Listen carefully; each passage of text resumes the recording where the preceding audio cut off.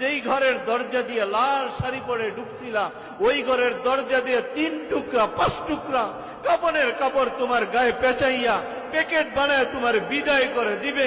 1 দিন 2 দিন 3 দিনের পরে আর তোমার কথা ঘরের কেউ স্মরণ রাখবে না।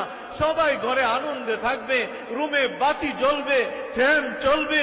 তোমার কবরে লাইট নাই, তোমার কবরে ফ্যান নাই, তোমার কবরে জানালা নাই, দরজা নাই। এই কথাটা কেউ ভাববে না, তোমাকে ভুলে যাবে। সুতরাং ভুলে যেও না ওই আল্লাহকে, যে আল্লাহর কাছে ছিলা, আবার যে আল্লাহর কাছে যাবা। কবরে যদি আল্লাহকে রাজি করে যেতে পারো, কবর তোমার জন্য জান্নাতের বাগান হবে। নামাজের মুসল্লায় বসে নামাজ শেষ করে আবার বলে, হায় আবার আগামী ওয়াক্তের নামাজটা কখন হবে, আবার আমি মুসল্লায় আসবো। দিলটা মুসল্লার সাথে ঝুলায় রাখে। মুসল্লি মসজিদ থেকে বের হয় আর বলে, জোহর পড়ে গেলাম, আসরের আজানটা না জানি কখন হয়, আবার চলে আসবো। এই সমস্ত মুসল্লিদেরকে হাসরের ময়দান থেকে আল্লাহ বাছাই করে করে করে করে আল্লাহ পাক আরশে আজিমের ছায়ার নিচে নিয়ে সম্মানে বসায়।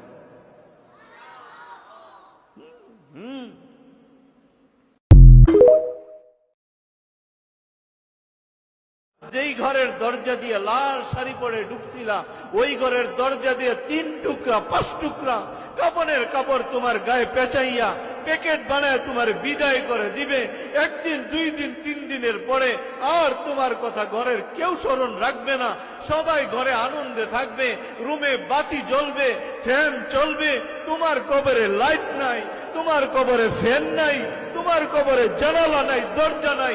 এই কথাটা কেউ ভাববে না, তোমাকে ভুলে যাবে। সুতরাং ভুলে যেও না ওই আল্লাহকে, যে আল্লাহর কাছে ছিলা, আবার যে আল্লাহর কাছে যাবা। কবরে যদি আল্লাহকে রাজি করে যেতে পারো, কবর তোমার জন্য জান্নাতের বাগান হবে।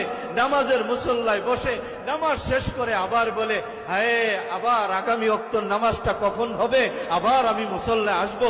দিলটা মুসল্লার সাথে ঝুলায় রাখে।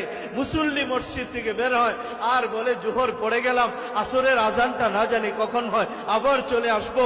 এই সমস্ত মুসল্লিদেরকে হাসরের ময়দান থেকে আল্লাহ বাছাই করে করে করে করে আল্লাহ পাক আরশে আজিমের ছায়ার নিচে নিয়ে সম্মানে বসায়।